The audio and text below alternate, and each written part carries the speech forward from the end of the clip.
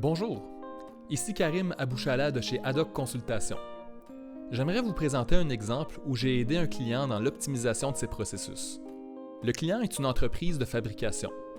À chaque semaine, le département d'approvisionnement a la responsabilité d'effectuer le suivi des commandes en suspens auprès de chacun des fournisseurs. Le client est en mesure d'extraire de son système le rapport suivant qui détaille les commandes en suspens par fournisseur. Ce rapport est uniquement disponible sur une base consolidée, c'est-à-dire que les 68 fournisseurs se retrouvent sur un seul rapport.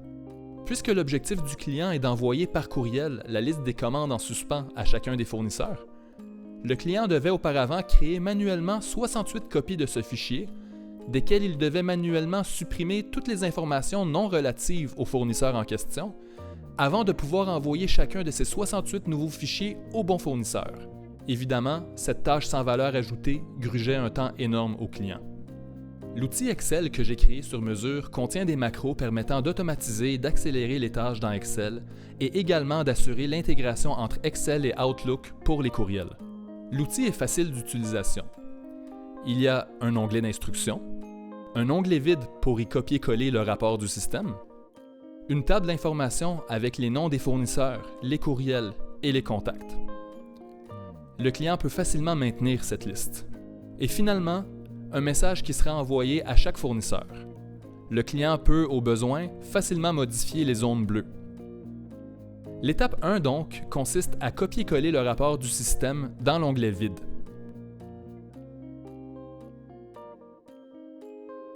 L'étape 2 est une macro qui ajoute des colonnes supplémentaires pour fin de suivi, tout en formatant en jaune les cellules pertinentes.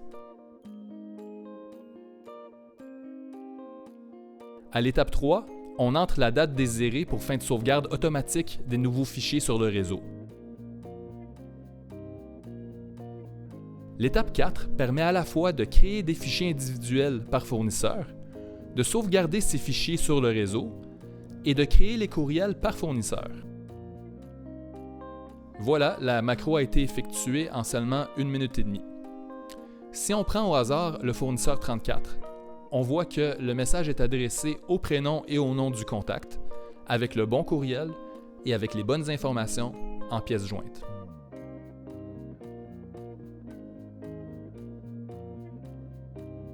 Également, les zones d'impression du fichier ont été automatiquement ajustées. Sur le réseau, un nouveau répertoire a été créé selon la date sélectionnée et contient tous les nouveaux fichiers individuels. Cet outil entraîne de multiples retombées positives. On constate que les gains de temps et d'efficience sont grands. Le projet est rentable. La libération des ressources auparavant mobilisées versus le coût du projet entraîne un délai de récupération rapide pour le client. En atténuant le risque de pénurie, le client contribue à préserver sa propre relation client. L'ajout de contrôle permet de réduire les risques d'erreur. La diminution des tâches sans valeur ajoutée permet une meilleure qualité de vie au travail, favorisant la rétention du personnel. Finalement, les employés ont davantage de temps pour s'occuper des tâches plus stratégiques. Dans notre exemple, le responsable de l'approvisionnement pourra enfin consacrer davantage de temps à la négociation de prix d'achat avec les fournisseurs. Voilà, en espérant que cette capsule vous a plu. À noter que cet outil peut s'appliquer à tous les types de départements. Dans mes prochaines vidéos, je vous présenterai des exemples qui s'appliquent spécifiquement au département comptable. Merci de votre attention et au plaisir!